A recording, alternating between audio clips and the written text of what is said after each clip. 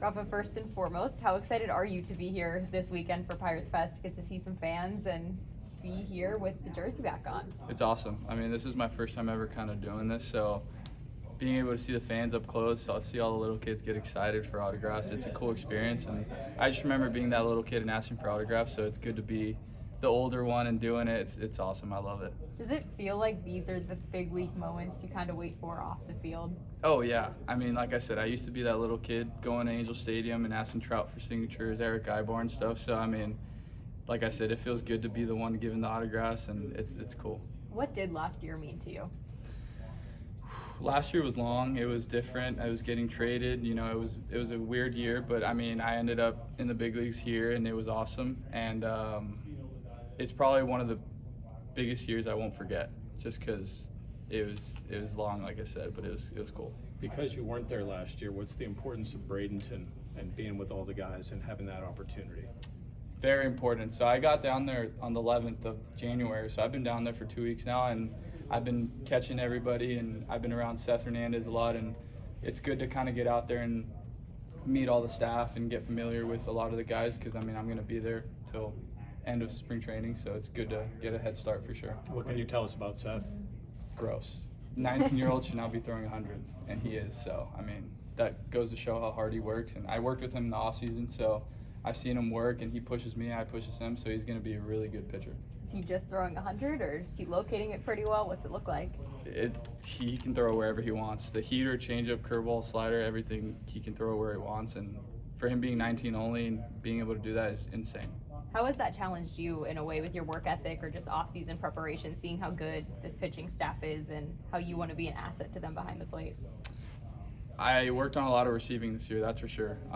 We have a young staff that throw really hard and throw a lot of strikes, and so if I can be one of the better receivers, biggest asset is something I'm shooting for, and I just want to be the guy that everybody wants to throw to. So if I can be that guy, I'm going to work for that. How much of was there a crash course on receiving when you got to the majors? Because you're playing a bit of first base, but you were doing a lot of work behind the scenes. I mean, it wasn't any different. I think I've balanced first base and catching. When I was at the Yankees, all we did was receive. So, I mean, I kind of took that and brought it here, and nothing's really changed. I'm still the same receiver, and I'm just going to keep on getting better with also balancing out first base and being a beast over there, too.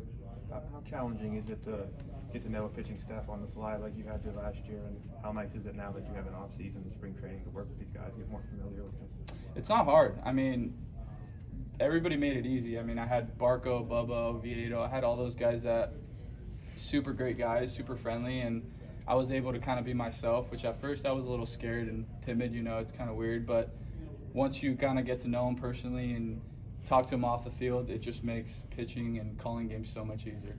What did you take the most away from the little? What was that? Now that you have like a few months removed from being, you know, your first taste in the big leagues, what did you take away the most from being up that first time?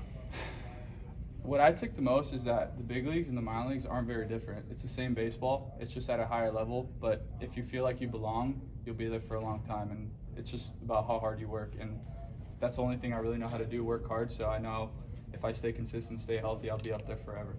What did you learn about your swing? Anything? Just kept the same things. I always like to say, don't fix what isn't broken. And, you know, I did the same things this off season. Same routine, same everything, so I'm kind of just going to stick with it.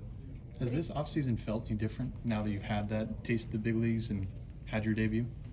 Not really. Like I said, I kind of am keeping everything the same. I don't think I should change just because I have a little taste in the big leagues. I think, like I said, don't fix what isn't broken, so I'm just going to keep being me and keep working hard. Rafa, how do you approach competition? I love it. That's the one part of the game where I didn't get anywhere else. Competing is what drives me. I have this saying that is going to be on my catcher's gear this year, but I have a lot of shoulder on my chip, so it's just reversed. But I've had that forever. I'm a JUCO guy. I love to compete. I love to compete against other people. So if I can keep that mentality, I'm going to be successful. I had a scout tell me before you were acquired, he saw you. Was it Somerset? Yeah. I think your other catcher was hurt. You had to catch 6 days in a row. Yeah. You took one off the inner thigh and caught through that. How much of Is toughness maybe a trademark of yours, that maybe like an underrated one? It's just part of the game. I think that's what keeps me coming back every single day, and getting hurt is fine. Getting a bruise is fine. I think I embrace it. I'll show up the next day to the field and be like, dude, look at my bruise. It's gnarly, but it's just part of it, you know, so I just love it. Have you been picking Joey and Henry's brain as much as possible since you came over here? Sorry, say that again? Have you been picking on Joey and Henry's brain as much as possible since you came over here? Yeah, I mean, they're high-level players. They're super smart and educated, and I think if I can continue to just pick their brain, and because they've also had a lot of mentors throughout their careers too, so if I can just take a little bit of their game and implement it into mine, I mean, that's how you become a better player. Is that the saying Thank that's going you. to be in your gear? I've got a lot of shoulder on my chest. Yeah. Yeah.